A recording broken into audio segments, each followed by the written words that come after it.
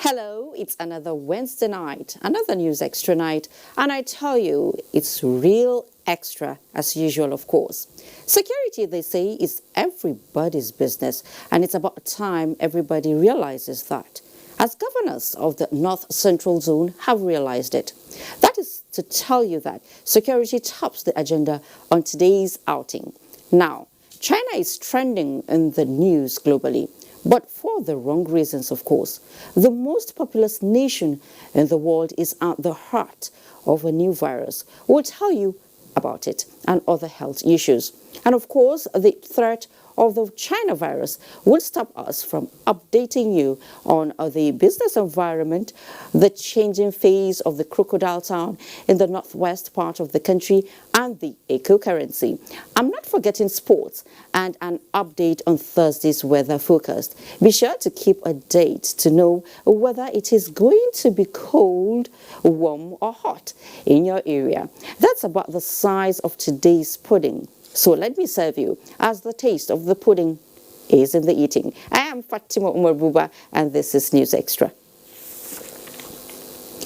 President Muhammadu Buhari has strongly condemned the terrorist killing of Lawan Andimi, chairman of the Christian Association of Nigeria (CAN) in Michiko local government area of Adamawa State, describing it as cruel, inhuman, and deliberately provocative. In a statement by the senior special assistant to the president on media and publicity, Garba Shehu, President Buhari expressed sorrow that the terrorist went on to kill the religious leader while giving signals at the same time of a willingness to set him free by releasing him to third parties. President Buhari consoles the Christian community all over Nigeria, the government, and also the people of Adamawa State and the bishop's family over the sad loss of the man of God, and assures that terrorists will continue to pay a heavy price for their actions and would comprehensively be defeated by the armed forces. President Buhari urged nations of the world to end all support provided to Boko Haram and Islamic State's West Africa Provinces SWAP terrorist group, whose only goal is to sow death, violence, and destruction in the sub-region. In the meantime, the Northern Governors Forum has condemned the alleged gruesome murder of Reverend Lawan Andimi, who was the local council chapter chairman of the Christian Association of Nigeria (CAN) and also a pastor with the Church of the Brethren (EYN) at the district church of Michiko Adamawa State by terrorist group. In a statement, chairman of the Northern Governors Forum and Plateau State Governor Simon Lalong described the act as yet another sad tale of the inhuman activities of the terrorist group, which is bent on unleashing sorrow in the hearts of Nigerians. While commiserating with the family of the late clergyman, the church and people of Adamawa State, Lalong urged them not to allow the ugly incident affect their faith in God and love for humanity, as the death of the late clergyman cannot be a catalyst for hatred among Nigerians who are disgusted by the cruelty of the terrorist organizations. He said the Northern Governors Forum remains united in their support for security agencies to continue to rise up to not only terrorist groups, but all forms of criminality that seeks to divide the country along ethnic, religious, or political lines. Governor Lalong emphasized that the Northern Governors Forum stands shoulder to shoulder with President Muhammadu Buhari as he rallies the world towards defeating terror groups and their sponsors, as well as the purveyors of their bizarre ideology, which propagates sorrow, hatred, and pain on innocent persons in the name of religion and other claims. And if security is everybody's business, then allow me to use this idiomatic expression of hitting the nail on the head to say that the maiden edition of North Central Nigeria Police Regional Security Summit in Lafia of Nasarawa State exemplifies in all ramification issues puts to consideration towards strengthening community policing to rid the zone of criminality. Anchigili Magaz reports. Like other regions of the country, the North Central geopolitical zone has had its own share of security challenges, with recent declaration by stakeholders that peace is reigning. But more needs to be done towards tackling kidnapping, farmer herders clashes, and boundary issues.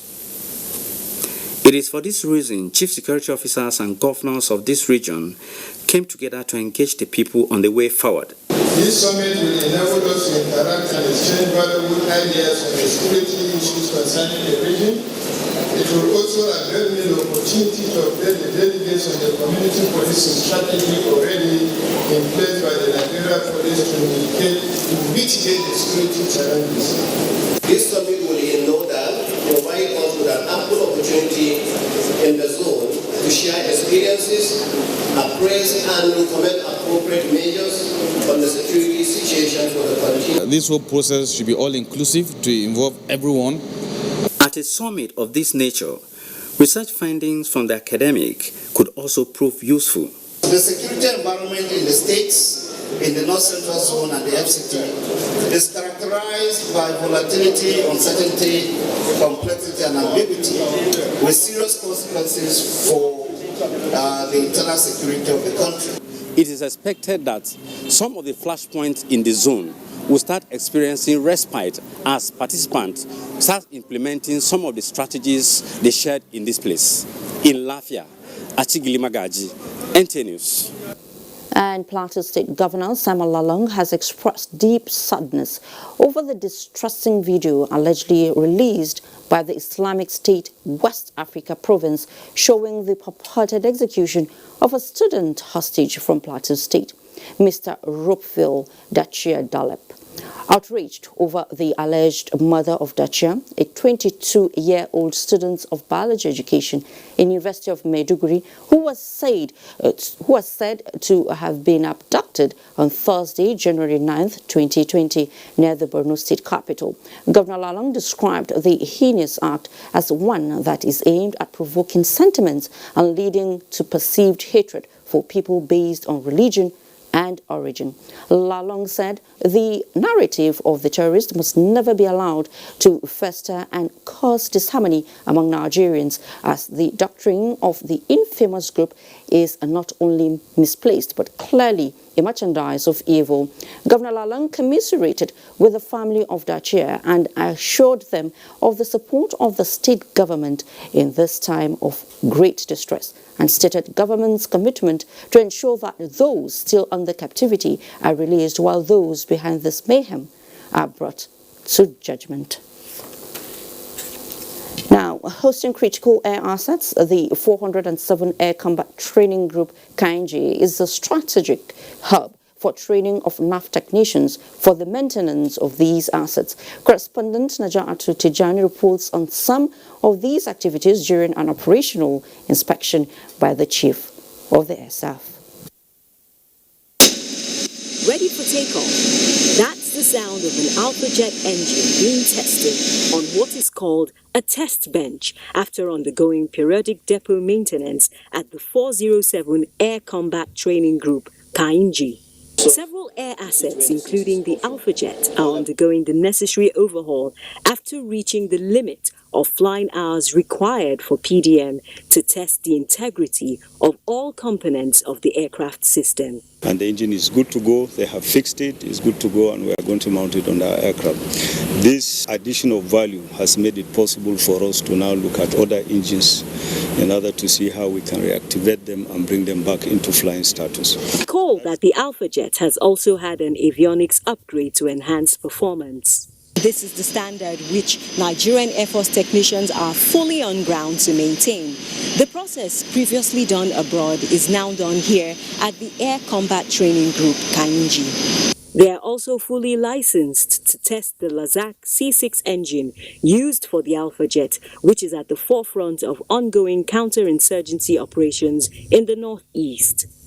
In addition to inspecting the PDM, the Chief of the Air Staff also inspected other projects for the welfare of personnel at the 407 Air Combat Training Group, critical to national security.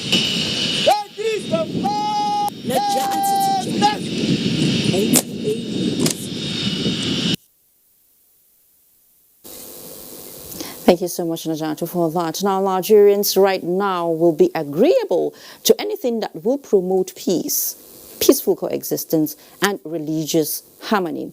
Well, the Interfaith Dialogue Forum for Peace wants the federal government to establish a Ministry of Dialogue and Reconciliation to build on the gains recorded in fostering a country free from religious crisis.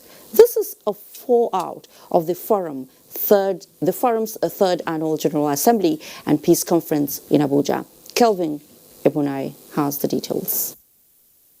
The dominant theme in the discussions is that those who hide under the banner of religion to cause crisis are simply criminals and must be treated as such. Understanding this fact, the discussants say, will help Nigerians to forge a common front against religious crisis and work for peace. Already, there are various policy instruments for peace and reconciliation in the country. How to translate these instruments into a concrete program of action is what the forum believes a ministry can fast-track.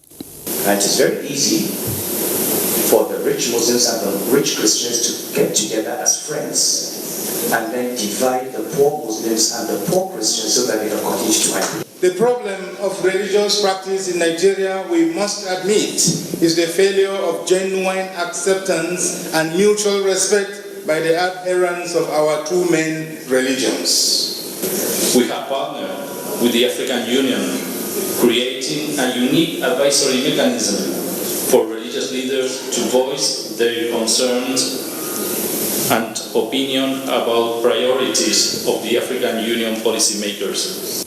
The speakers also want the government to tackle the challenges of unemployment, poverty and illiteracy, which have no religious coloration and are the biggest threats to peace.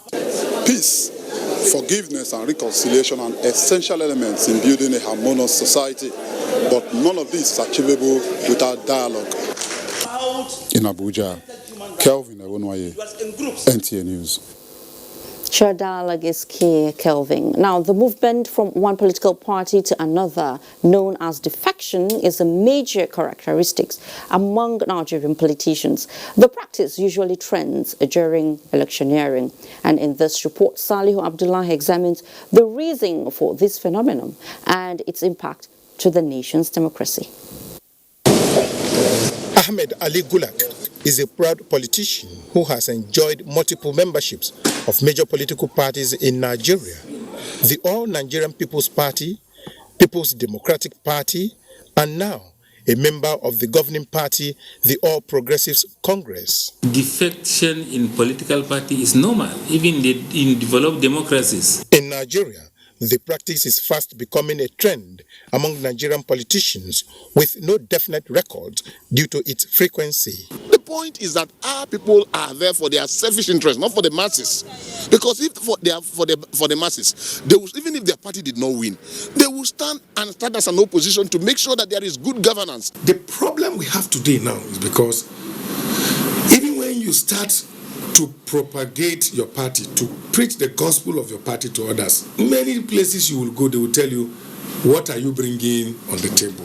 Consistency as a politician is what, for example, President Muhammadu Buhari symbolizes in his political career so far as a faithful member of the opposition. So he has remained consistent both in his ideology on how to go about the country and his personality. Besides, I believe that if you're in a political party and then anything has gone wrong, why don't you tackle it within there? Why don't you discuss with the leaders of the party? Although politics is said to be dynamic, the 2019 general elections have come and gone. The political atmosphere is relatively calm and governance in progress, except in Edo and Ondo states, where governorship elections will be conducted later in the year. Will defection, which has become a political trademark in the country with more than 90 political parties, fade? By the time you get to 21, 22, you will see a lot of defection. You even see some new parties will come up and you see people move to new parties. Experts canvass for realistic ideological background as a foundation of political parties, which will serve as watchword for politicians and reduce the rate of defection. For Ahmed Ali Gulak and his likes, will this be a reality? In Abuja, Salihu Abdullahi, NTA News. Good question there, Salihu. Now, for the second week running, the House of Representatives ad hoc committee investigating alleged non-remittance of unspent budgeted funds has been engaging ministries, departments and agencies of government. The Parliament wants to know how 1 trillion naira could not be accounted for over the last 10 years. A National Assembly correspondent, Lami Ali, has been following the investigative hearing. Central to this investigative hearing instituted by the House of Representatives is the resolve to clear insinuations concerning the implementation of zonal intervention projects. Such projects are facilitated by lawmakers and cited in their constituencies, but executed by MDAs. The allegation is that we just put up some fake projects there to embezzle, to take taxpayers' money away. And the money is not given directly to any member. It is with the MDAs, ministries and departments. The National Council for Arts and Culture and Federal University of Technology, Minna, made submissions before the committee. We make sure that we touch every part of this country in our project, and we touch on skill acquisition. Other projects have been completed. It is only one project now that is outstanding, and that project has been ongoing since 2012. The National Teachers Institute and the National Agency for the Prohibition of Trafficking in Persons were requested to furnish the committee with necessary documents for this inquiry. The committee solicited the cooperation of all stakeholders to get to the roots of the matter. What this committee is doing is part of fighting corruption, which we must identify. Why is this amount of money here? You heard when they were asking one of my colleagues, you've been taking money for 12 years on one project. Why is it not completed? He said because the budgetary allocation is not enough every year. Now, this committee can correct that. From the National Assembly, Lami Ali, NCA News. In a democracy, the legislature is very, very key for obvious reasons. That might be the subject for another day. But for today, let's look at the efforts of the training arm of the legislature, the National Institute for Legislative and Democratic Studies, NILS, to give the younger ones knowledge of the least understood arm of government. Bebwe will tell us more on the annual quiz competition designed to improve legislative knowledge in these young ones. Which government agency has the constitutional powers to register and deregister political parties in Nigeria? A. Federal Character Commission. B. Independent National Electoral Commission. C. Independent Nigerian Electoral Commission. D. National Identity Management Commission. B. Final answer. B is correct. This is how public and private schools in the FCT have been slogging it out annually at the annual quiz competitions organized by NEEDS. The 2020 edition, which is the fifth, was held in 8 centers across the FCT, with at least 10 schools participating in each. At this center, GSS Jabi came first, with GSS Piakasa and Ladela schools coming first and second runners-up, while GSS Gwarimpa came first with Olunmawu School, Wuse 2, and GSS Garuki coming first and second runners-up at GSS Jabi Center. This is not our first time, this is actually our third time. The one in the National Assembly, I can promise myself I will try by all means to hold that cup there. I actually came here for the first prize, for the first position, but unfortunately it's not this year. So I wish the winning school good luck. The kind of answers, kind of response they give to some difficult questions, I myself as a teacher was wondering how they really get this knowledge. Director General NEEDS, Professor Abubakar Suleiman, says the institute is working on the directives of the President and the leadership of the National Assembly to inculcate in Nigerian youths the processes of legislature and its ties with democracy. And before this Ninth Assembly lapses, we ensure that we make it a national outlook. It's a contribution, modest contribution of mentoring our younger ones. Qualifiers from the competition will meet at the grand finale later in the month at the National Assembly Complex, Abuja. In another development, engineering students of Bayes University are now ready to take their studies to the next level. This is because a new state-of-the-art equipment have been provided to aid their efficiency in the profession. Joseph Johnson reports that Nigeria's former Vice President and Chairman Board of Trustees, Namadi Sambo, during the inauguration urged Nigerians to avail their words the opportunity of learning in the university, giving the excellence-driven policy of the institution.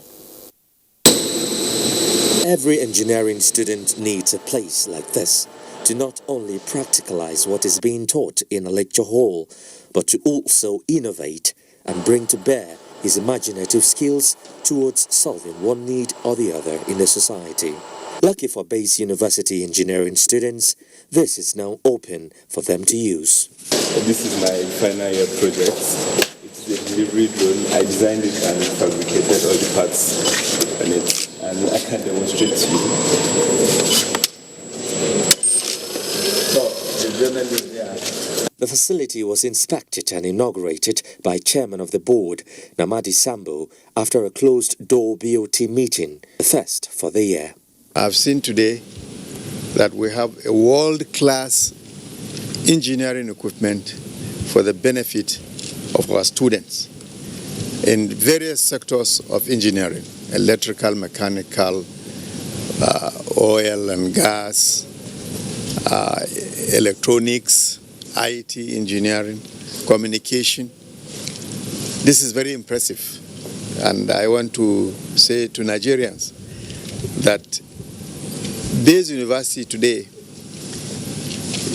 is the best university for your child to study engineering in Nigeria. From now on, with this facility, you don't need to send any child out of Nigeria. We have the full facility, we have the personnel, and this is a great thing. Delivery, installation, and commissioning of this wave of engineering and environmental sciences equipment for Bayes University means yet a major milestone. We've taken the university to a level that is, I believe, next to none in Nigeria at present, because of the breadth and the currency of what we have, and the opportunity for first-class training for students, and equally importantly, for collaboration with industry. With this, Bayes University hopes that knowledge will be gained and shared, even as the board plans to also build a teaching hospital to cater for the medical needs of Nigerians and learning experience of its students. Joseph Johnson, NTA News. To a bit on security now, the Assistant Inspector General of Police Zone 2 has paraded some suspects behind the alleged disappearance and subsequent murder of a high-profile businessman, Ignatius Adunukwe, in Lagos. Joseph Moses brings us up to speed on the level of investigations. Ignatius, who was into estate development, was contacted by the suspected killer, Daniel Ibeji, for a transaction to the tune of 900 million naira. Mr. Ignatius left for a meeting with Daniel on the 1st of December 2019, which was the last day he spent on earth, as Daniel and his 3 other conspirators forced him to sign the property document and later snuffed life out of him in a gruesome manner. His remains was packed in a bag dumped in a bush behind the hotel, as later discovered by police investigations. It was the address, the advert on the board, yes, in this property. It wasn't an online thing. So I think the security of the house now called him that someone is interested, and that was how he ordered the person to give me his contact. Then we talked. So his visit to Lagos, to Abuja, we met, then he came to Lagos. It was in Lagos the gruesome attitude took place. The late Ignatius Adunukwe never had a premonition of the lurking danger ahead of him. He drove himself to the point of death the four suspects had confessed to committing the crime. Asked what prompted him, that is the principal suspect, to be heartless. Bob, a native of Ogu in Enugu State, said it was lost for money. The conspirators, according to the AIG, will be charged to court in Lagos. Jesuton, Moses, NTA News. And the arraignment of a former Attorney General of the Federation and Minister of Justice, Mohammed Bello Adoke, and 6 others has been delayed due to the inability of the prosecution to serve other defendants in the matter. Aliu Tukur reports. The former Attorney General of the Federation and Minister of Justice, Mohammed Bello Adoke, arrived the FCT High Court sitting in Gwagwalada few minutes before 2 p.m. for his supposed arraignment. But the prosecution counsel informed the court that he did not serve the first, second, third and fourth defendants with the charge. The counsel says he was shocked to see them in court, even though only the 5th, 6th and 7th defendants were served. Although some counsel were willing to give up their rights of being served for the trial to commence, Justice Abubakar Kutigi says the trial cannot commence without other defendants being in court to take their plea, along with those present. He's been in their custody, and then they complained that they had not served him. I mean, if he had been outside, they could have said, oh, he was dodging service, but he's in their custody. So you ask them why they didn't serve him. Up to this morning, Adoke asked them for the charge. They refused to give any to him. I came back to this country voluntarily to defend myself. As a former Attorney General, I'm very ready to defend myself. You want to know why he's here, if arraignment is not here? It's simply because we were told that there was a beehive of lawyers in the court premises in respect of this matter. And in order to not to be taken unawares, we brought all the defendants so that we can explain ourselves to the court that these are the circumstances. Once service has not been effected, there is no basis for commencement of trial. The case has been adjourned to the 23rd of this month to enable the prosecution serve other parties. In Abuja, Aliu Tukur, NTA News. Thank you, Aliu. Now, health, they say, is wealth, but currently faced with the challenges of Lassa fever and the threat of the coronavirus. What else can we do than to be up and doing with the roles expected of us? Provide Nigerians with the right information towards health and safety. So stay tuned for our lineup on health after this time out. Enjoy yourself, Mr. Young woman. Don't go borrow somebody. Be nice. You're welcome. Please, where's the restroom? We'll just go into your right. Thank you. I'll follow.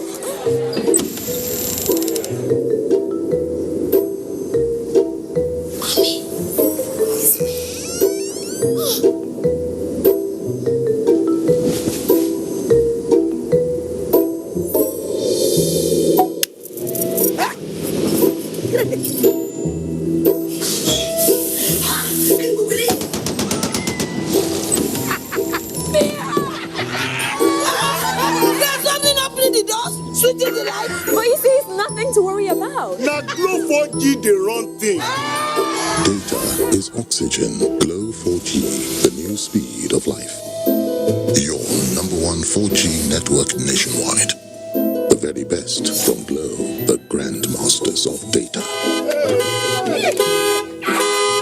Distinguished candidates, registration for UTME and DE into Nigerian tertiary institutions takes place from January 13th to February 17th, 2020. Candidates are to check their eligibility for chosen programs and institutions on ibas.jamb.gov.ng before commencing the application process. Only one cell number can be used by one candidate. To generate profile code, send your surname, first name, middle name if any, by text to 55019. A profile code of 10 characters is received by the candidate in same phone number and IBAS alert for pre-registration checking. The profile code is presented to purchase UTME and DE PIN. To receive a lost profile code, resend to 55019 as a text message from the same mobile number. Do not give your password to any person, parent, not even JAB or any so-called tutorial teacher for any purpose. Do not register twice or take UTME and DE forms for the same year. You can upgrade your UTME to DE at no cost. Multiple registration registration is not allowed. In the event of any error during the registration process, seek correction from JAMB. DE registration closes same day with UTME and there will be no date extension. Pay only approved prices by JAMB. JAMB, enhancing academic excellence. Enjoy up to 20% off prices in the Airtel Home Broadband Yuletide promo. Get an Airtel router for just 19,999 naira and the Airtel MiFi for just 9,999 naira. Promo lasts till January 2020. Visit any Airtel shop or dealer outlets for this amazing offer. More data, more you. Reliable home broadband by Airtel, the smartphone network. Admiralty University of Nigeria, ADUN, founded by the Nigerian Navy in partnership with international educators, is admitting students now. ADUN is open to all, and those who did not select ADUN on their JAMB can also apply. ADUN offers degrees in emerging fields including cybersecurity, forensic science, software engineering, as well as regular programs. Exchange programs allowing students to complete part of some degree programs at partner universities overseas. Industry skills to make its graduates globally competitive. Apply online now at www.adun.edu.ng. Email admissions@adun.edu.ng. Admiralty University of Nigeria. Excellence in education. This is beautiful.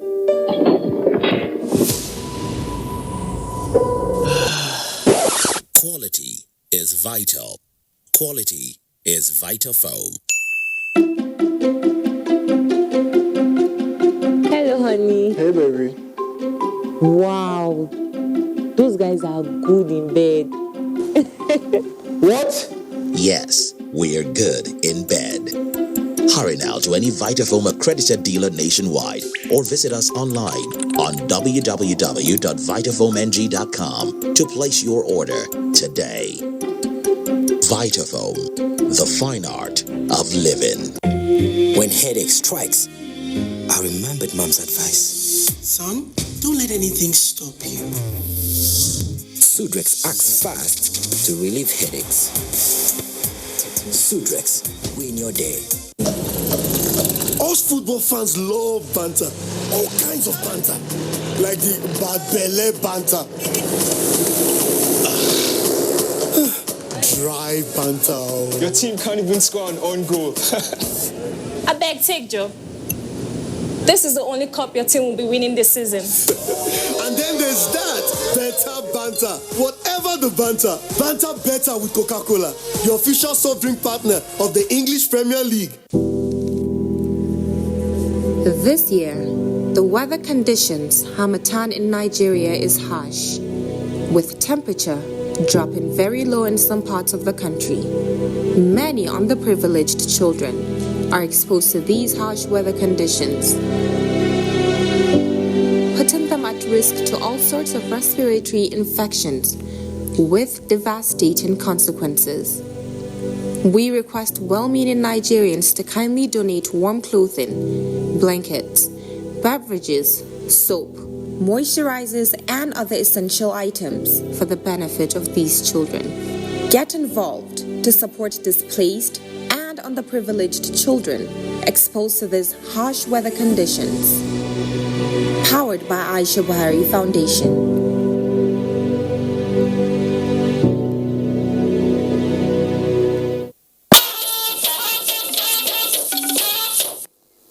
Good to have you back on News Extra.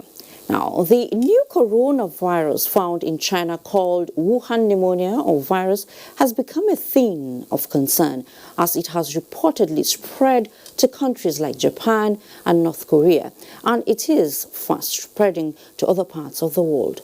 In view of the fact that Nigerians are highly mobile people, and as you are aware that diseases know no borders, the question that readily comes to mind is how prepared is Nigeria towards ensuring that the coronavirus does not spread to its shores? What precautionary measures exist in that regard? And remember Ebola? Well, Basi Ita Ikpan was out to get answers to this, and this was what she brought back. Governments around the world have always struggled to stop the spread of viral diseases, from the deadly swine flu, which struck the globe in 2009, to ongoing attempts to stem the tide of Ebola in West Africa and the coronavirus called Wuhan pneumonia that is currently wreaking havoc in China. The virus was first identified in the central Chinese city of Wuhan. It is said to have infected more than 300 persons and has spread to at least 4 other countries. More worrisome is the fact that China's National Health Commission has confirmed that the Wuhan coronavirus can be passed from human to human, putting even the medical staff and other caregivers at risk. What are the things Nigerians should know about this virus? Our quest to get more answers, we had to visit the Nigerian Center for Disease Control, where we met with the Director General. Coronavirus has same symptoms as cold-causing viruses and can be transmitted by touching an infected person's hand or face, or by touching things such as doorknobs that infected persons have touched. The Nigerian government is not leaving anything to chance at ensuring that the disease does not spread to the country. I have with me the Director, Port Health Services, to give us an update of what the federal government has on ground. As you can see, we have the thermal scanners, so you can actually walk through without knowing you're being screened, or you're being screened on the camera.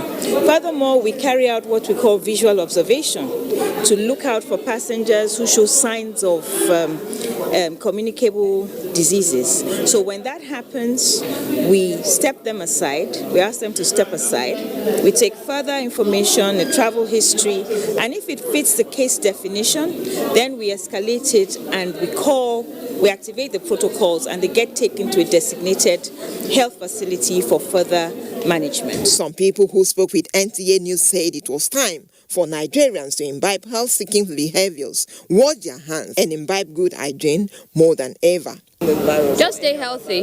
Just stay healthy. Stay healthy. Your environment clean. Your house, your environment. Make sure. Don't wait for Abuja environmental people to come over. Take care of you. You can take care of the environment. Make sure things are in order. Basi Taikbang, NTA News. Meanwhile, the Federal Airports Authority of Nigeria (FAN) has advised passengers and other airport users to comply with all quarantine procedures at the nation's airports in an effort to protect passengers from the epidemic ravaging some countries and to prevent the spread of such communicable diseases into Nigeria. The alert is as a result of a deadly virus known as coronavirus, which broke out in China and has since killed 6 people, with over 400 others already infected. The virus is highly communicable and has already spread to border countries like Japan, Thailand, and South Korea. A statement by the General Manager, Corporate Affairs FAN, Henrietta Yakubu, stated that all the equipment and personnel used in combating the deadly Ebola virus in 2014 are still very much in place at the airports. The authority, in collaboration with the Federal Ministry of Health, confirmed the adequacy of thermal scanners at the airports to prevent the importation of the virus through the airports. The scanner monitors the temperature of passengers and captures their pictures when passengers walk past the scanner. It registers their temperature, and if too high, they are pulled aside for observation. And still on health, 16 people have died and 84 others on admission at the Infection Control Center of the Federal Medical Center, Owo, following an outbreak of new cases of Lassa fever in Ondo State. In this report, Olubukola Adowu takes a look at efforts at checking for the spread of the disease. This is the Infection Control Center at the Federal Medical Center of Ondo State, which is one of the 5 treatment and management centers for Lassa fever in Nigeria. Though the situation here looks very quiet, but the attention of governments, health workers, and other caregivers are focused on the center as a result of the outbreak of the devastating disease that has already claimed lives. The hospital management here at the Federal Medical Center has confirmed that there are patients suffering from Lassa fever who are currently on admission at the Infection Control Ward.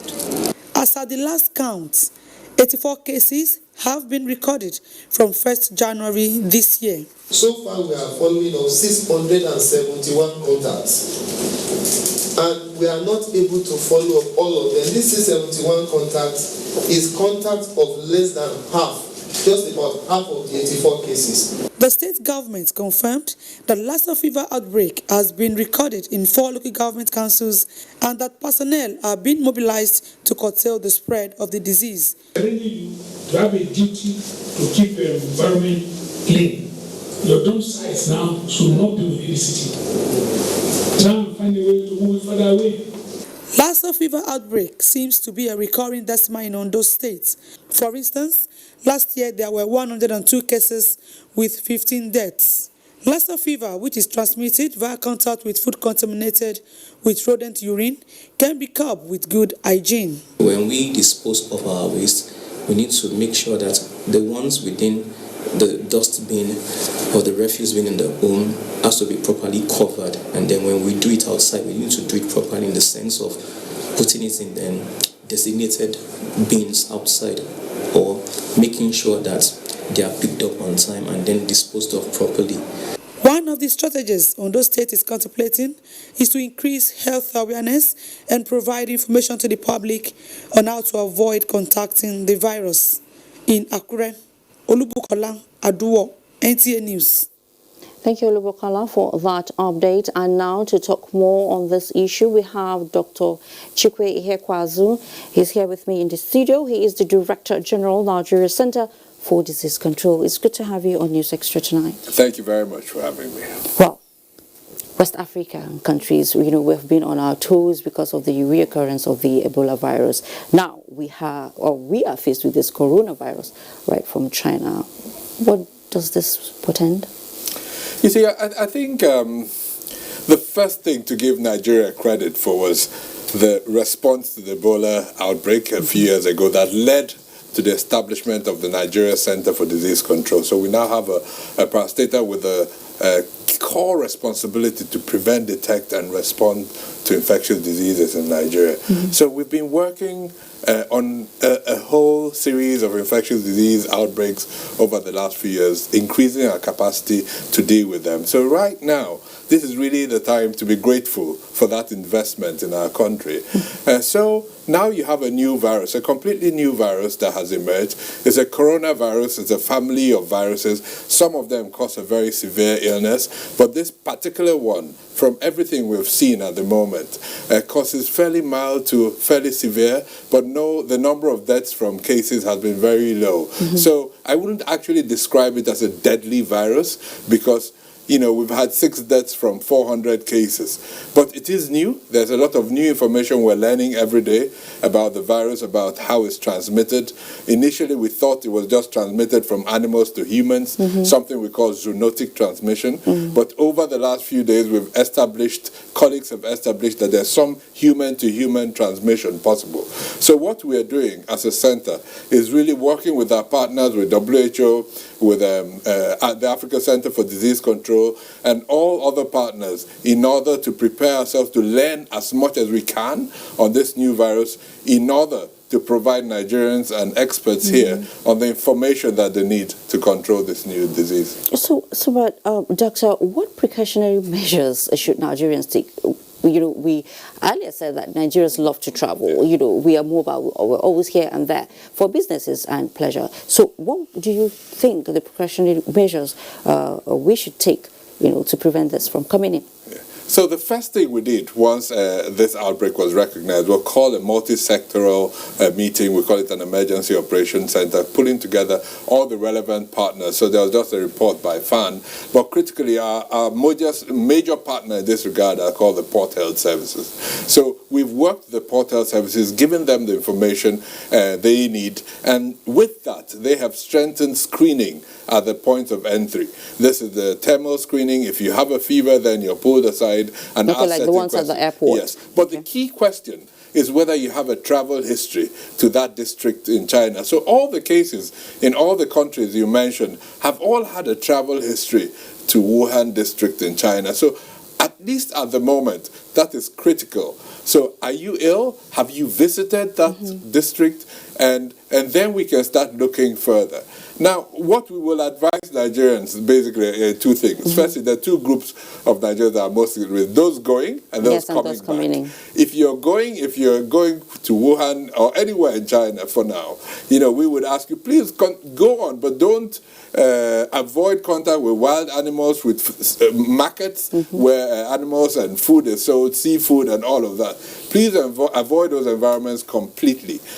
For those coming back, if you do have respiratory symptoms, from anything from catarrh, cough, to actually some form of early stage pneumonia and fever, please, when you come into the airport, do let the port health authorities know that they're for you. And if you don't have a fever, the other thing to remember is not everyone has a fever at the beginning. So you might get infected, come in without a fever, and then develop a fever subsequently. Then please let NCDC know. On our website you find a toll-free number, and we will arrange for a sample to be collected and a diagnosis to be confirmed. But the key thing, the travel history to that part of the world, is the most critical information in making a significant diagnosis at the moment. Well, you've said a lot, Doctor. Yes, we've fought Ebola, and then we won, and now we don't hope, or we're not hoping that this would come to Nigeria. But what is Nigeria's level of preparedness? We're talking about a response now. So many people. When we talk about high risk of importation of the virus into Nigeria because of how mobile our people are. So you talked about that. You talked about Nigerians traveling and coming in. So what would you say, for example, what if it comes in mistakenly? Yeah. So Nigerians may not know, but there are a group of people working 24/7 every day of the week doing this work. So are you saying we should just rest our mind? No, I'm saying that firstly, you should trust government institutions, the NCDC, our partners, state public health teams. We actually do have a group of people that have the expertise, firstly to make the diagnosis, secondly to respond. But the other thing is, listen, infectious diseases, there's no magic bullet. We all have a responsibility around prevention. Your own personal hygiene, washing your hands, making sure you carry out respiratory hygiene, covering your mouth and your sneezing and all of that, making sure your environment is clean. So there's a lot of personal responsibility that really got elevated during the Ebola response time that we need to reinstate during a time like this and maintain, not only when we have an outbreak. Not only when we have an outbreak. I actually wanted to talk about, the health-seeking behavior of Nigerians. Like you said, we have, this, I would say, behavior of, okay, when it's here, we'll try as much as possible to curb it, but we cannot prevent it. So, what would you say Nigerians should do? Or you, as the Director General now of Disease Center for Disease Control, right? So, as the DG, and as the organization, what would you do? Would you sensitize people now out there? Would you go to places, marketplaces, to sensitize people? Because so many people don't know about this coronavirus. So at the moment, what we need to do is general information. I wouldn't go into the market square yet, because to be honest, people are dying of other infectious diseases. Every day we work hard to prevent cases of cholera, meningitis, Lassa. These are real diseases that we are facing and our organization faces every day. So we will continue advising Nigerians to work across the whole spectrum. If we have a new infectious disease, we'll use what we've learned over the last few years to implement a response. But really, the three things really is, you talked about health-seeking behavior. The other thing is about a lot of our habits. We whenever in Nigeria, many of us have a fever, we think we're all doctors, so everyone can make we can make a diagnosis of malaria. And things like, and start jumping on pills. So we've been preaching to Nigerians to listen. Not every fever is malaria. There are many other things it can be. And we have the test to make that diagnosis. But you have to give us the opportunity to do so by testing before you treat. And that way, we can say, okay, is this malaria? And then go ahead and treat for it. If it's not, then we start looking for one of those other causes of fever and manage that. So there's a lot we need to do collectively as a society to reduce the spread of infectious diseases. We watched a report, from Ondo, and we had of, a Lassa fever and that of Ondo and Kano. So can you bring us up to speed with the efforts at, dealing with the situation? Yeah, so over the past few years, we've had a lot of Lassa fever cases. Specifically, the highest incidents have been in 3 states, Ondo, Edo, and Ebonyi states. Now, I'm particularly proud of the work done in Ondo. 3 years ago, there was no treatment center, there was no lab, very little capacity. If you go to FMC or Wana, we've really collaborated with the state government in Ondo State and worked to develop a center that has the expertise. They have a brand new molecular lab so that the tests can be done in that facility, preventing, reducing the time to treatment. So from the beginning of the year, there's been a real surge in Owo, and we're all working together to manage it. But I'm very confident on the team in Owo. If I can say one thing about Kano, because it's also of particularly importance to us. Yes, I wanted to say that. I said we've had the cases of Kano, even though we've not, really, played the film. So can you tell us more on the Kano issue? Yeah, so in Kano, there have not been too many cases reported in the past. So there's been a lot of anxiety. What we've had are 2 healthcare workers who were infected and unfortunately passed away. They managed the case of probable Lassa, and they probably did not carry out full infection prevention and control while they were managing that case. And it has caused a lot of anxiety. And now we already have a team in Kano supporting the Aminu Kano Teaching Hospital, and we're working with the state team. We've provided prophylaxis for all the healthcare workers and tried to reassure them and reduce the anxiety. But the key thing about that Kano thing is it's something we have to all learn. Every doctor has to use universal precautions when they manage patients. So when you talk about universal precautions, I don't really... The basic thing you need to know is doctors must wear gloves. There are simple things. Let's just use gloves. Nobody comes in with Lassa fever written on their face. The patients that come into a hospital could as well be malaria, it could be influenza, it could be Lassa. And Lassa is really transmissible from person to person if you don't use gloves. So this is really an appeal to all our healthcare workers in Nigeria, especially now. Please, if you ever took a risk of not doing that, do it. And please, as Nigerians, as citizens, we must insist that our doctors use gloves. Don't be shy to ask. I know we live in a hierarchical society, but please, everyone must have the confidence to insist that their doctors and nurses put on gloves when they're examining you. Thank you so much, Dr. Chukwe Ihekwazu. It's really good to have you on News Extra, and that was a very interesting and educative one, I must say. He is the Director General, Nigeria Center for Disease Control. Now, most people appreciate the saying, health is wealth, only when they are ill, apparently. The Lagos State Governor does not have to fall ill or let his people fall ill to know. He is stepping up to enhance healthcare delivery in the state. Victoria Olabode reports that there is a remarkable increase in the budgetary allocation to the health sector this year, and stakeholders are happy about the development. After all, health is wealth. Wealth. And the wealth of any society is determined by the state of health of its working population. Having realized this, the state government, under the administration of Governor Babajide Sanwo-Olu, put various health initiatives in place to ensure healthy lives for Lagos residents. Our prevention strategy, we're building a more robust health infrastructure, primary health care, so that we can achieve the universal health coverage to try and retard the movement of our healthcare professionals abroad. That means that we need to pay attention to their training, to the environment in which they work, to their welfare packages, and to their remuneration. Another step taken by the state government to improve accessibility of Lagos residents to quality healthcare services is a health insurance scheme which was borrowed from the federal government. Health insurance, like I did talk about, solidarity is all being able to pool our resources together so that when it's my turn, whatever we've pulled together, I can benefit from it. When it's your turn, whatever we have pulled together, you can benefit from it. The more money you put in health, the more you're able to achieve as health practitioners.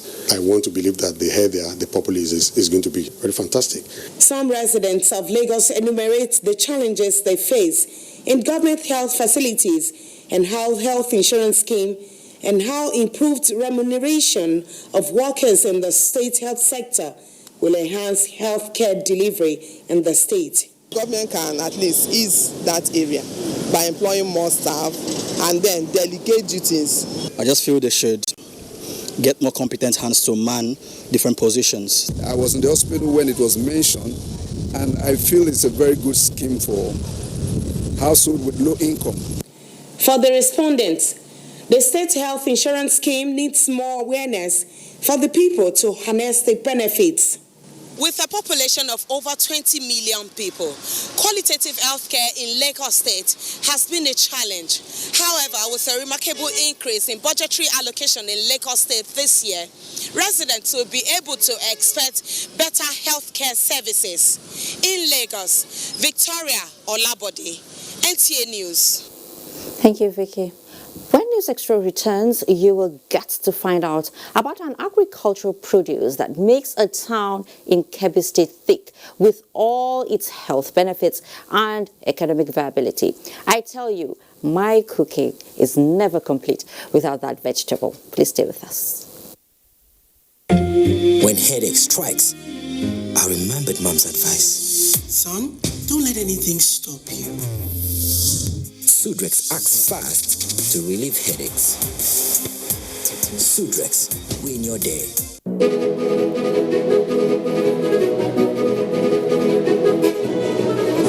How did I get here? It all started shortly after I graduated from MSTC, the Model Skills Training Center, with a certificate in ICT. I successfully developed a data management program that has been called the software of the future. Thanks to its success, everyone wants it. And as you can see, now everyone wants me. But I'm not alone. The skills training programs at MSTC are equipping young Nigerians to become the next big success story. Whether it's ICT, mechatronics, facility technology, electronics and computer networking, or culinary studies, a certificate at MSTC is the way of the future. And just like me, there he is. Everyone will want you to. ITF, developing the nation's human resource. As you know, kids' exam time is exam time for moms too. The child prepares intensely, so does the mom, taking care of every little thing. But germs can ruin it all.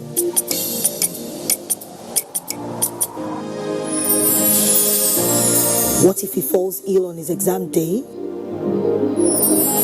Every single day is important for kids. That's why they need Dettol soap. It protects from up to 100 illness-causing germs. Everyday protection, everyday Dettol. 65 grams, now 150 naira. Maybe say now today or 4 days when my girls won't come visit and I need to go expire. Oh, my guys, they can't follow me watch this match. I must not fold the hand.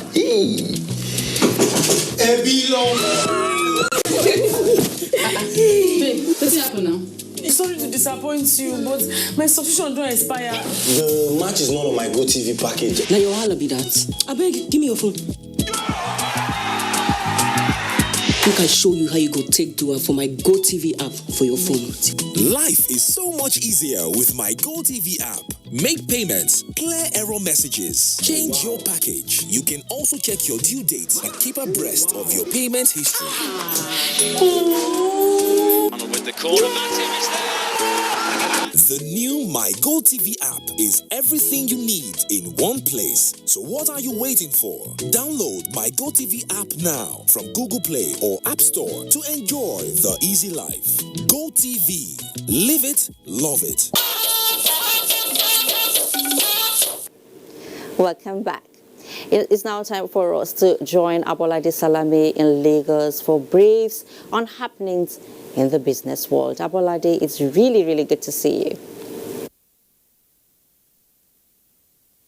Same here, Fatima. It's good to see you again. Addressing fundamental issues limiting the smooth operation of free trade and economic integration among African sub-regions should be on the front burner of policymakers as against the adoption of a common currency.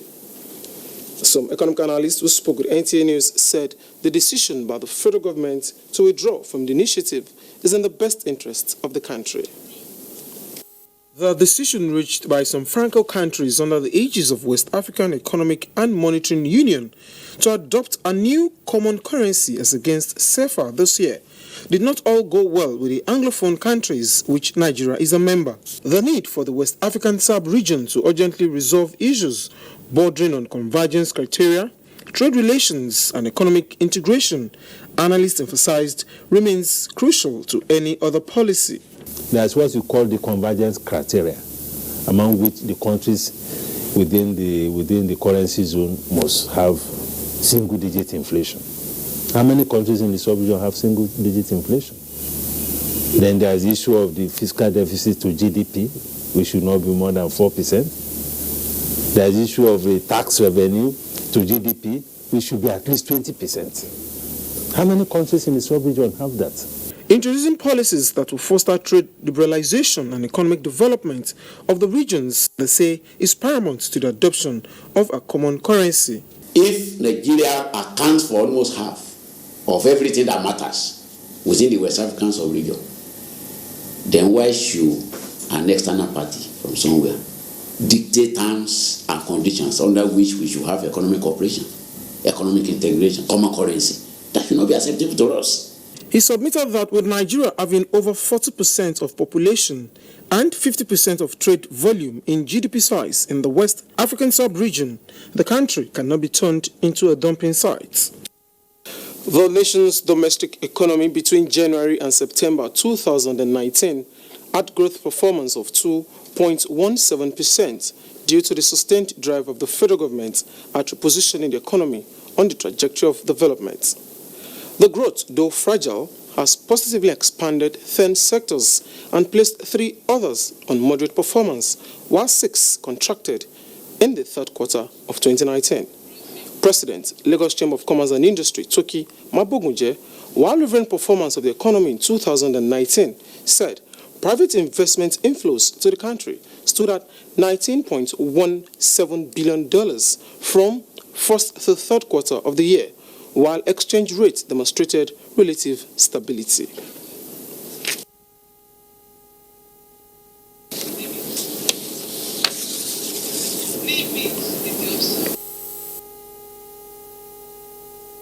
We have improved on ease of doing business. When I look back over the space of 20 years, where we are now is not where we were in year 2000. But needless to say, there's always more that can be done. We're talking about improving infrastructure. We're talking about more consistent government policies. We're talking about a better framework around monetary policies. These are many of the things that can be done to address these issues. Effort of the federal government in pursuing a more developed economy in the year 2020, called on the government to focus more on infrastructure development with a view to encourage more foreign direct investments. And now let's talk a bit of equities. The bull could not pull its weight at the close of stocks midweek, thereby depreciating by 0.02%. Here are details of today's trading. Trading of stocks nosedived into the red territory as the market recorded sell-off of big cap securities and profits taken by investors. Volume of shares traded stood at 315 million, valued at 3.6 billion naira, which exchanged hands in 4,392 deals, with an all-share index of 29,458.21 basis points, and a market capitalization of 15.1 trillion naira. Boa Cement, UBA, and UBN had a good outing, while on the flip side, Julius Berger, Flour Mill, and Nascon declined in figures. Most sectors, however, had good trade as NSE banking, industrial, insurance, and oil and gas finished in the green, appreciating by 0.13%, 0.41%, 0.86%, and 0.36%, except for the consumer goods sector that closed in the red, depreciating by 0.22%. It's back to Fatima in Abuja for the rest of the news. Good evening. Well, thank you so much, Abolade, for the business package. Now, farming has played a vital role in the federal government's diversification drive in recent years, and one of such efforts in Kebbi State is onion production in large scale by small-scale farmers. Abdullahi Umar was at Aleru Onion Market in Kebbi State and reports that onion farms and marketing can make a significant impact on the revenue generation drive of government. Aleru, a town in Kebbi State, largely derives its popularity from the onion business activities. It is known as a major onion producing and marketing town within the country and beyond. For a newcomer to Aleru, it is simple to identify the predominant occupation of the people of the community, as youth and elders of the town are seen engaging on various onion value chains, which has prevented people of the area from youth restiveness. The Aleru Onion Market is said to be the biggest, not only in the northwest, but in the entire country. Aleru local government has become synonymous with onion production and attracts people from different parts of the country to Aleru town. Before the reconstruction of this market, Aleru local government has never realized anything more than 2 million naira as a revenue per annum. But with the reconstruction of the market, the first year, Aleru local government was able to realize over 20 million naira as a revenue within that period of onion marketing. At Aleru Onion Market, every blessed day, over 40 trucks loaded with onion leave to other parts of the country. The price per bag can go as high as 30,000 naira and as low as 4,000 naira. With support from the government to the farmers and marketers of onion, the economy of the nation will witness a significant improvement. It is the best in the African, Central and West Africa. The state government and the federal government to assist the farmers and marketers of this association, it will they will try to get more work to other people. Recently, the federal government through the Anko Borrowers program with some financial institutions met with the onion farmers and marketers in Aleru on modalities for financial support to the business chain, which is expected to begin soon. From Aleru Onion Market in Kebbi State, Abdullah Umar Ilalu, NTA News. Now, thank you so much for that. You know, that's an ingredient, like I told you, that I can do without. The federal government says it will use the ongoing United Nations World Tourism Organization's International Tourism Trade Fair feature to market the forthcoming Arugungu Fishing Festival to global investors. Information and Culture Minister Lai Mohammed stated this on the sidelines of a feature in Madrid, Spain. Anthony Forson reports. In the last 40 years, Madrid, the capital city of Spain, has remained the host city of the International Tourism Trade Fair, otherwise known as FITUR. The tourism fair has remained a global meeting point for professionals and the leader for source markets of Latin America. It has also remained the privileged forum for the global tourism industry and business tool that encourage and promote business contacts and agreements. At this year's edition, with a focus on Africa, African ministers alongside other dignitaries were hosted to a dinner by the King of Spain, Felipe VI. He formally said, "Welcome" in a warm handshake. Then spoke on the place of tourism on global economy. The Madrid Declaration on Tourism in the 21st Century incorporates the political, economic, social, employment and cultural dimensions of tourism into the context of the goals of the 2030 Agenda. Information and Culture Minister Lai Mohammed said FUTO 2020 will give Nigeria the opportunity to market one of its rare festivals. The Arugungu Fish and Koi Festival is the only one of its type We're talking about a festival which encompasses virtually every aspect of the cultural lives of our people, from boating to traditional wrestling to durbars and to competitions between different age groups in different cultural areas. But the unique thing about Arigu, fishing and cultural festival is that it's the only one we know in the world today where fishing is actually encouraged through the traditional, fishing methods, especially, using one's hands to catch fish. So we are here also to propagate and also market the Argungu fishing festival. He also said the many giant strides the federal government of Nigeria has taken in developing tourism will also be brought to the fore. There is a conscious effort all over the world today to see how we can redirect this spend, these resources to the rural areas. And this is one of the major attractions of this particular feature. Fortunately for us in Nigeria, we have already also aligned our tourism vision to shift attention to rural tourism. This is why we can see that we're encouraging, palace museums.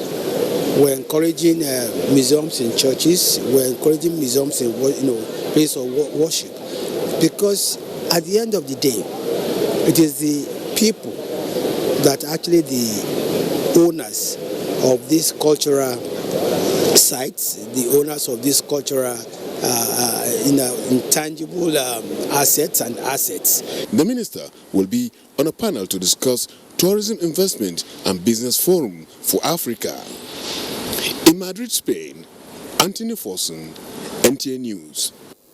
In another development, Nigerians will now be able to have first-hand information about road traffic areas with gridlocks, as well as where can be called no-go areas once the national traffic radio is commissioned. FRSC Corps Marshal Boboye Oyeyemi made this known during an inspection tour of the facility at the Corps headquarters in Abuja. Oyeyemi Ajayi has the details. The station will be running on 24 hours. Well, there is commission that would do what... These are not the regular voices you hear anchoring any radio program, but maybe one of them could become frequent on FRSC's National Traffic Radio. This is just a test run on the radio station, which is set to be commissioned, and that is why the Secretary of the Government of the Federation, Boss Mustafa, is here to inspect the facility. The establishment of the radio station becomes necessary in order to create more awareness on road traffic crashes, and the SGF is of course gladdened by this initiative. People should get to know that the fatalities we have from road crashes are extremely high. It's competing with all other indices, probably much higher than what we think, because they don't get all the reports. So there is a lot of advocacy work that needs to be done, educating the public on the ethics of road use, ensuring that your vehicle is properly serviced. This year we want to lay emphasis more on enforcement and education and enlightenment, because with that, I think we're going to get the desired results. Statistics reveal that road traffic crashes comes 8th in terms of global fatalities ranking. In 2018, World Health Organization puts road traffic deaths at 1.35 million, with the figure rising by the day. Records from Nigeria road crashes indicate that this contributes immensely to the global figure, and so it becomes pertinent for drastic action against the problem, which the Corps is trying to achieve through adequate awareness. In Abuja, Oyeyemi Ajayi, NTA News. Good news there from Oyeyemi Ajayi. Now, so far, so good. And as you know, Good Governance Manifest in so many ways, including infrastructural development. So when we come back from the break we're about to take now, you will get to see the changing face of Kaduna and the concerted effort that is fast changing the story of the second Niger Bridge. I'm Deputy Comptroller of Customs Joseph Atta, the spokesman for the joint security exercise. Over a period of time, either through indifference or deliberate non-compliance to the ECOWAS protocol on transit of goods by our neighbors, the Nigerian Customs Service have been raising this issue. MOUs were signed severally. They were broken as soon as they were signed. We've seized over 32,050 kg bags of rice, and that is a huge impact. And then the fact that the coming in of this foreign rice have been completely shut down. We've gone around, we've received testimonies of farmers who, before now, found it difficult to sell one truck on a market day. These people say it now that those who could not sell one can now sell up to 20 trucks.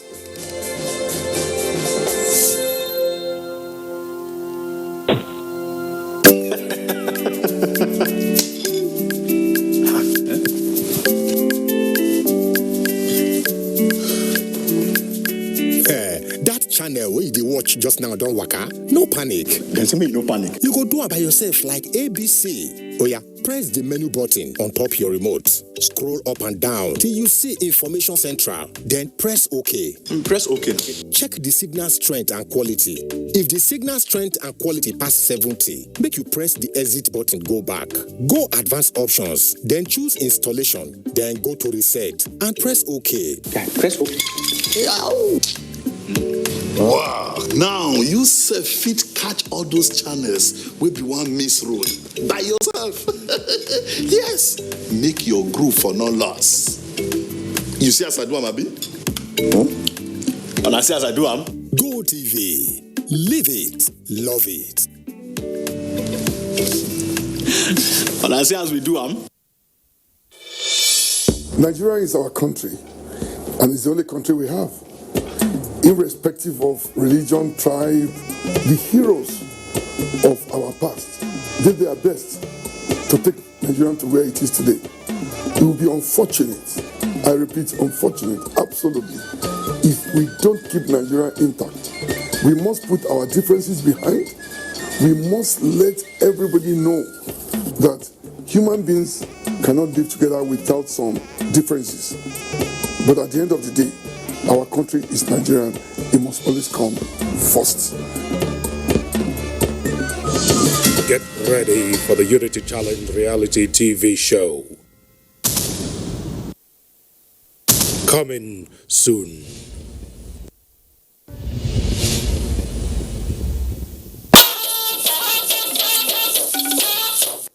Thanks for staying. Kaduna, the administrative nerve center of the defunct Northern Nigeria, is going through a facelift of a lifetime and fast evolving into a mega city. Abdullahi Mohammed takes a look at the old and new Kaduna. The impression of the central city of Kaduna to many may revolve around its architectural wonders of the 60s and 70s, which dot one of its most vibrant highways, the Ahmadu Bello Way. If you are one of those in that school of thought, then this story will open your eyes to the new realities unfolding in the Croc City, as Kaduna is fondly called. What greets you in every corner of the city today is a massive overhaul of the road network that links the defunct administrative center of northern Nigeria. This development may be hurtful to some at the moment, but it's an amazing development to these children whose only barrier was their school fence. The building blocks of some iconic structures like the Durbar Hotel and a bit of Ranchers Bees Stadium have gone under the hammers and graders, all in the process of a metamorphosis to a mega city. But that is not where the real face of the new Kaduna surfaces. It lies a few minutes' drive across the river Kaduna to the west side of the city, and it is known as the Millennium City. On thousands of hectares of land spring up various kinds of housing projects, meant for the high and low. Suppliers of building materials work against all odds to cash in, while the scavengers have a field day on the remains of the stumbling blocks, digging up precious metals. This may at the end turn out to be likened to Manhattan in New York City or the Silicon Valley, where dreams are fulfilled. In contrast to that, Adamu Suleiman of Kakura village sees this development shattering his dreams. He said the projects have encroached into his grazing and farmland, leaving him and other families in the village confused. We want government to help relocate us to another place to build houses. Adamu may remain confused at the moment, but developers at the new Kaduna are certain of their payback. And what the eyes can see unfolding as a result of these developments is the difference made in the lives of many. The multiplier effect of this development can only be imagined. Activities in one corner of the city is just a tip of the iceberg in measuring the impact. Many hands are being taken off the street, and the impact in Naira and Kobo can only be told in another story. In Kaduna, Abdullah Muhammad, NTA News. You said it all, Abdullah Mohammed. I can't wait to see Kaduna when it's done. Now, reality on ground has shown that the much-desired Second Niger Bridge is no longer a dream, as appreciable level of work has been put into the project. Like they say, seeing is believing. So, Ekene Ndulwe visited the project site, and here is his report. The piers are almost completed and incremental launching of the bridge deck is going on in earnest. It is basically a beehive of activities here at the Asaba end of the Second Niger Bridge. With metal and concrete works moving simultaneously at the project site, the bridge is gradually taking shape. Of note is the completion of the Okwamakom Bridge, which is one of the secondary bridges at the Asaba end of the project. Dredging, casting, and sand filling works were all visible as the project supervisor assured us that work will continue unhindered as a result of the availability of funds. At the Onitsha end of the project, cantilever balance works have already commenced for the construction of the bridge deck. The Second Niger Bridge, which has the completion date of February 2022, is designed to ease traffic on the already existing Niger Bridge and also open up the rural communities along its right-of-way. Oh, this project is one of its kind. There have not been any project like this. Everybody who is sensible must like this project. The job is going successfully since from the beginning. When Buhari entered office, it's going successfully up to today. The work is in progress. Appreciable level of work was also visible at the Atani end of the project with the completion of the Atani Bridge, as well as ongoing earthwork from Asaba in Delta State to Obosi in Anambra State. From all indications, this signature project of the President Buhari administration will be completed in stipulated time. In Onitsha, Ekene Ndulwe, NTA News. And a warming up to take our final stop, but that will be after we take you through happenings in the world of sports. So hang on so that together we'll wind it up nicely.